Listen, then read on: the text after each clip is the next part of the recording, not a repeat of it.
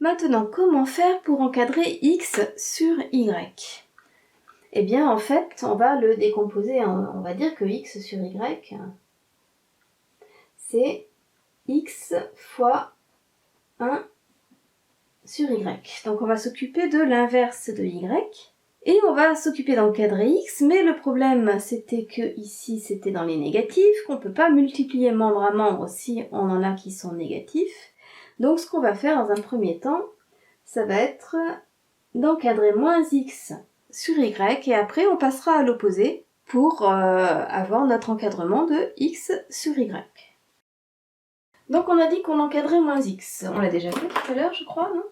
On sait que x, il est compris entre moins 5 et moins 3, donc que moins x, lui, il sera compris, on change le sens de l'inégalité parce qu'on multiplie les trois membres par moins 1, entre 5 et 3, qu'on peut écrire 3 inférieur ou égal à x inférieur à 5. Mais ça, on l'a déjà fait tout à l'heure. C'est un premier résultat, je le mets de côté.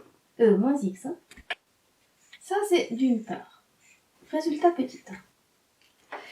Qu'est-ce qu'on sait d'autre? Eh bien, tout à l'heure, on a vu, si vous l'avez déjà mis dans la copie, c'est pas la peine de le refaire. Bon, là, imaginons qu'on vous demande directement x sur y sans avoir fait 1 sur y avant. Donc, on sait que y, lui, est compris entre 2 et 7.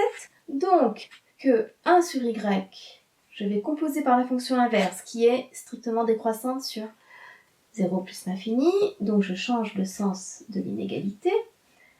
Est compris entre 1 demi et 1 septième, soit que 1 sur y est plus grand que 1 septième au sens strict et plus petit que 1 demi au sens large. Et là, j'obtiens un encadrement numéro 2. Et j'ai dit qu'à chaque fois, vous devez le justifier en disant car la fonction inverse, si vous l'avez justifié une fois dans la copie, vous n'avez pas besoin de le répéter toutes les fois. Le prof sait que vous le savez. Mais la première fois, vous le justifiez. Est strictement décroissante. Donc sur quel intervalle ici? Sur l'intervalle 0 plus l'infini. 0 ouvert, puisque l'inverse de 0 n'existe pas. Maintenant, qu'est-ce qu'on fait de 1 et de 2? On les multiplie membre à membre, et on a le droit de multiplier membre à membre, puisque tous les termes sont positifs. Donc d'après petit 1 et petit 2, en multipliant membre à membre, parce que tous les termes sont positifs, on obtient... Je multiplie membre à membre. L'inégalité, elle est large ou elle est stricte? Ah, bonne question.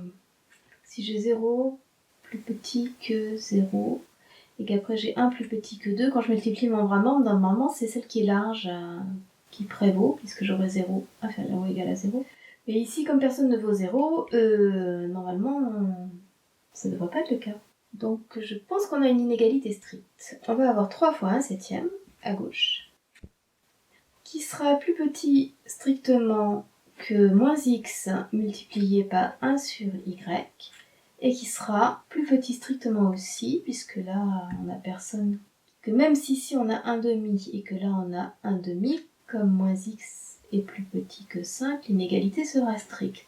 On aura 5 fois 1 demi. Ça nous donne un encadrement de moins x sur y, et après on passe à l'opposé, en multipliant tout le monde par moins 1 et en changeant le sens de l'inégalité, soit moins 3 septièmes, plus grand que x sur y, plus grand que moins 5 demi. Alors, est-ce que c'est bien vrai que le plus petit des deux, moins 5 demi, ça fait moins 2,5, et moins 3 septièmes, bah oui, c'est compris entre moins 1 et 0. Donc oui, c'est bien lui le plus grand. Et après, on redresse, soit moins 5 demi, plus petit que x sur y, plus petit que moins 3 septièmes.